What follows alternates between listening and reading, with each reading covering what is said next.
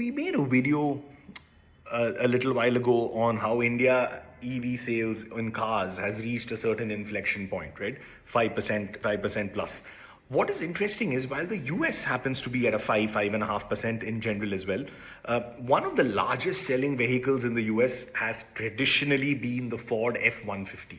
The Ford F-150 pickup it's not a pickup truck, it's actually a culture.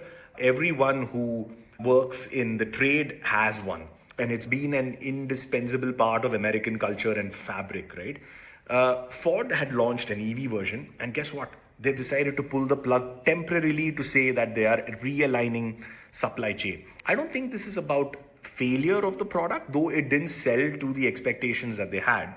It's about recalibration, and they're re-evaluating the market on how to make this EV more profitable and scalable when you already have a ton of competition, because the pickup truck segment in the US is a huge volume driver and a margin driver for a lot of these companies. So whether it's the Rivian, the Tesla Cybertruck, the GM's Silverado EV, which are all in the race. However, what this signifies is there's a broader reality in EV transition, right? I think the honeymoon period is over, where disproportionate amounts of money were thrown towards EV products and not worrying about the kind of cash burn that was there.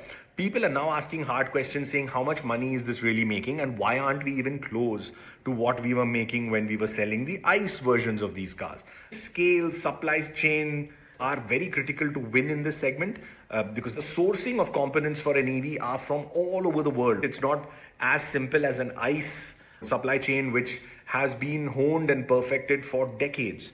Right? Interestingly, Ford has signed an MOU with the Tamil Nadu government for a factory which is going to get restarted. Right? It's been inoperational since 2022. Now, it'll be interesting if the EV supply chain for India is also optimized for EV exports, right?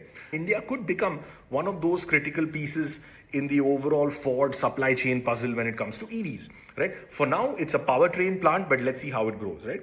So I think before the F-150, I think, is recalibrated, repositioned, Ford has a fair bit of work to do, right? Because it's a brilliant pickup, but it's not really answering the needs and the questions of both the management, the leadership, and the customer. As we enter the EV 2.0 phase, right, as we call it, it's going to become one where the heads rule more than the heart, and questions on margin, questions on profitability, questions on scale are going to get asked more and more by investors and the C-suite. It's interesting. Let's see how it plays out. These are growing pains. I'm sure the industry will get over it, but it's going to take some time.